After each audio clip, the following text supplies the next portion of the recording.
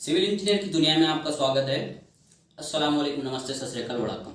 Civil engineers estimation हमने college में दो मेथड से देखा है, एक सेंटर लाइन मेथड और दूसरा लॉन्ग वॉल और शॉर्ट वॉल मेथड। लेकिन आज के इस टॉपिक में हम एस्टिमेशन को बेसिक से जानेंगे, साइट क्लीनिंग से लेकर हमारा फिनिशिंग वर्क तक। एक्चुअल में जो हमें साइट पर काम करना होता है, इंडस्ट्री की जो डिमांड होती है एक एस्टिमेशन, वो जानना है और वो सीखना है।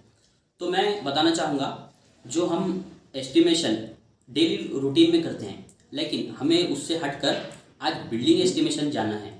बिल्डिंग एस्टिमेशन में जो हमारे इंडस्ट्री की डिमांड है, इंडस्ट्री में एक साइट इंजीनियर जाता है लेकिन उसको एस्टिमेशन नहीं आता। उसकी वजह दो वजह हो सकती है, एक वो स्टडी कॉलेज लेवल में नहीं करता और दूसरा वो एक जो कॉलेज में पढ़ाते हैं प्रोफेसर, वो उसको सही से अप्लाई नहीं कर सकता। तो मैं बताना चाहूँगा, आज के इस एस्टिमेशन को हम एक एग्जांपल के थ्रू देखेंगे।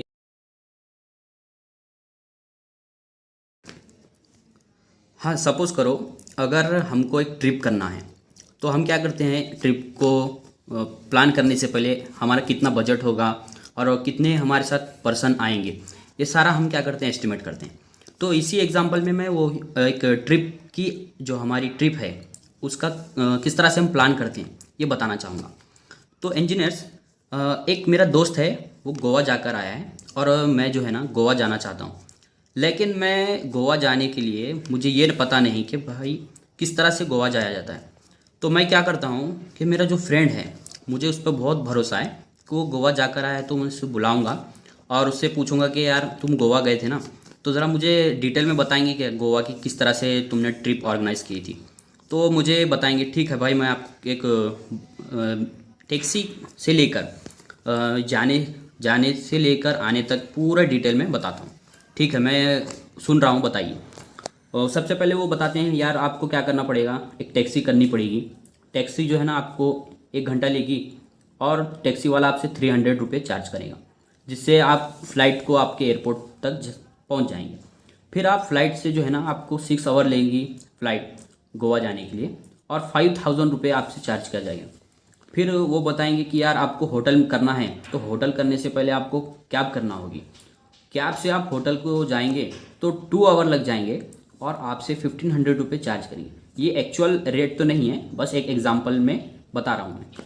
फिर मैं पूछूंगा, फिर ठीक है आगे क्या करना होगा। वो बताएंगे कि आपको अगर समझो रुकना है, वहाँ पर एक होटल करना है, होटल आपको 2 दिन लेंगी और 2 दिन आप वहाँ पर रुकेंगे होटल में और 6000 रुपये आपसे चार्ज किया जाएगा।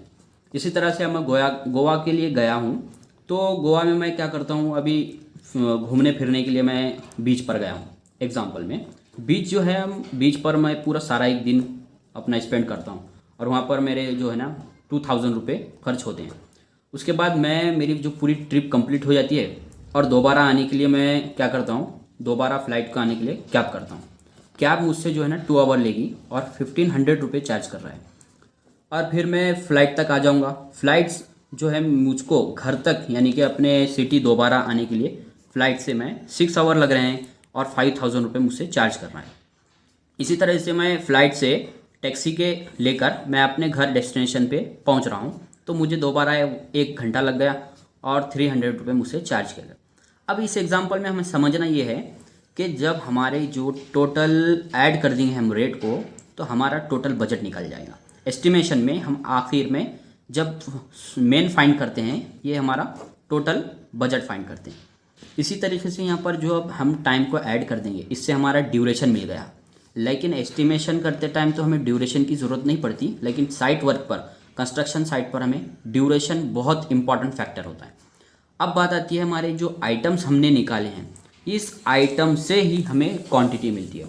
सपोज़ करो मैंने क्या किया, 2 और फ्रेंड ऐड कर दिया, वो भी मेरे साथ गोवा जा रहे हैं।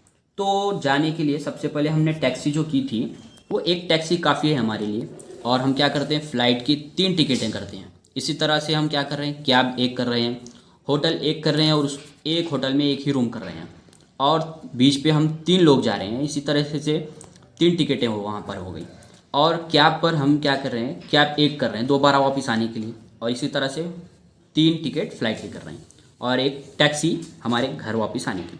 तो अब इस एग्जाम्पल में जो क्वांटिटीज़ दिख रहे हैं वो हमारे कहाँ से निकले, ए आइटम से हमारे क्वांटिटी निकले। अब इस क्वांटिटीज़ और ये रेट से हमारा टोटल एस्टिमेशन डिपेंड है।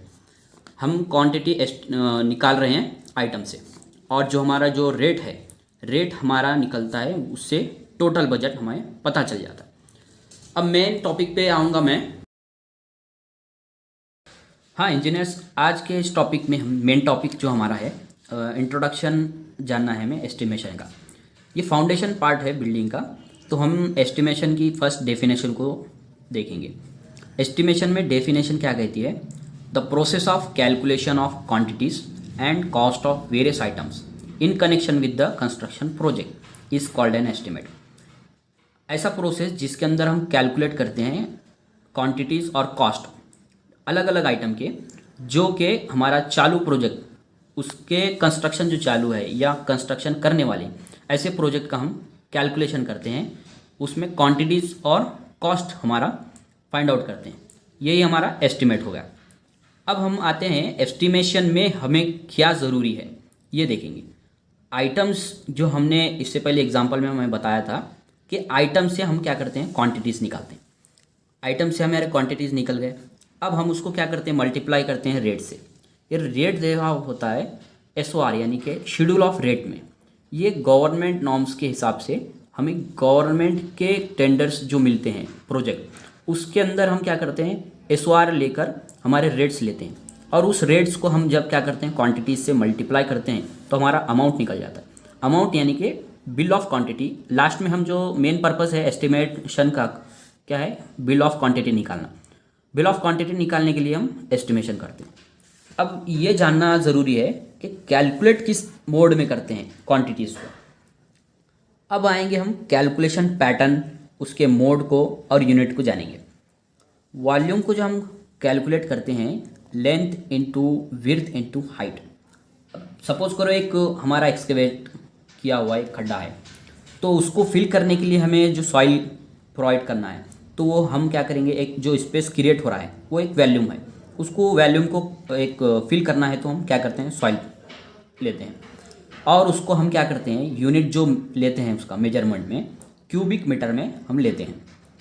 जैसा कि हमारा कॉलम है, बीम है, इस तरह से हम क्या करते हैं, वॉल्यूम लेते हैं उसमें, उसको पोर करने के लिए, कंक्रीट पोर करने के लिए। अब हमारा दूसरा जो कैलकुलेशन पैटर्न आता है, एरिया आता है। एरिया हम क्या करते हैं, जैसा कि प्लॉट एरिया फाइंड आउट करते हैं, लेंथ इंटू विड्थ लेते हैं, या हमारा स्लैब का एरिया फाइंड आउट करना है तो हम क्या करते हैं, लेंथ इंटू विड्थ करते हैं। इसी तरह से लेंथ इंटू हाइट भी हमारा, जैसा कि हमारा वॉल का लेना है, लेंथ तो हमारा ले लेते हैं हम, लेकिन हाइट जो हमारी वॉल की लेते हैं, तो इस तरह से हमारा एरिया निकल जाता है। एरिया को हम स्क्वायर मीटर में फाइंड आउट करते हैं। एन्यूमरेटेड क्वांटिटीज़ यानी कि ऐसी क्वांटिटी जो कि नंबर्स और पीसेस में है। जैसे कि सम एग्जांपल में हमारा जैसा पेन है, पेन हमारा जो है ना एन्यूमरेटेड क्वांटिटी होगा। अब जैसा कि हम दुकान पर गए हैं परचेस करने के लिए पेन, हम उसे पेन के नंबर्स में परचेस करते हैं, ना कि हम जैसा कि एग्जांपल ये है कि हम गए हैं एक लेने के लिए, लेकिन हम उसको इस तरह से नहीं बोलते कि यार 5 MQ हमें पेन दे, तो वो बोलेगा अरे यार भाई तू क्या बोल रहा है, वो भी खुद कंफ्यूज हो जाता है कि क्या बोल रहे हैं। तो हम एन्यूमरेटेड क्वांटिटीज़ में नंबर ऑफ पीसेस में लेते हैं, उसको ईच में कैलकुलेट करते हैं, उसका यूनिट जो है ना ईच है। उसके बाद आता है हमारा रनिंग मीटर। रनिंग मीटर यानी कि हमारे जो पाइप्स रहते हैं वो, उसको हम क्या करते हैं, मीटर में उसको मोड लेते हैं, यानी कि मेजरमेंट मोड जो उसका मीटर है, मीटर में हम उसको कैलकुलेट करते हैं, उसका यूनिट हमारा मीटर होता है। हमारा जो जितने भी इलेक्ट्रिकल पाइप्स हैं, वाटर पाइप्स हैं, जो हमारे कंस्ट्रक्शन में यूज़ होते हैं, बिल्डिंग में यूज़ होते हैं, वो सारे के सारे रनिंग मीटर में लेते हैं। अब मास की बारी आती है, तो मास को हम जितना भी हमारा स्टील मटेरियल होता है वो सारा के सारा हम किलोग्राम में उसका यूनिट लेते हैं, और उसको यूनिट जो है किलोग्राम है, तो हम मास को क्या करते हैं, वॉल्यूम इंटू डेंसिटी जब करते हैं हमारा टोटल मास निकलता है। मास को हमारे टोटल हमारे बिल्डिंग में जितना भी स्टील लगता है वो सारा का सारा हमारा किलोग्राम में निकलता है। आज के इस टॉपिक में हमने इंट्रोडक्शन देखा है, लेकिन आने वाले वीडियोस में हम ये देखेंगे कि साइट क्लीनिंग किस तरह से होता है, और इसी तरह से एक सीरीज पूरा हमारे चलेगा जो हमारा पूरा कंप्लीट फिनिशिंग तक हम इस एस्टिमेशन को सीखेंगे। इंजीनियर्स, ये आज के टॉपिक के अलावा मैं एक बात बताना चाहूँगा, जितने भी जो सीखना चाहते हैं, जो इंजीनियर्स पास आउट हो गए हैं या जो फ्रेशर्स है, सीखना चाहते हैं एस्टिमेशन को एक अलग लेवल से, एक न्यू मेथड है जो हमने कॉलेज लेवल में पढ़ा है, उससे हटकर आज के इस टॉपिक के अलावा आने वाली वीडियोज़ में हम देखेंगे सारा एस्टिमेशन के बेसिक्स है। Thank you.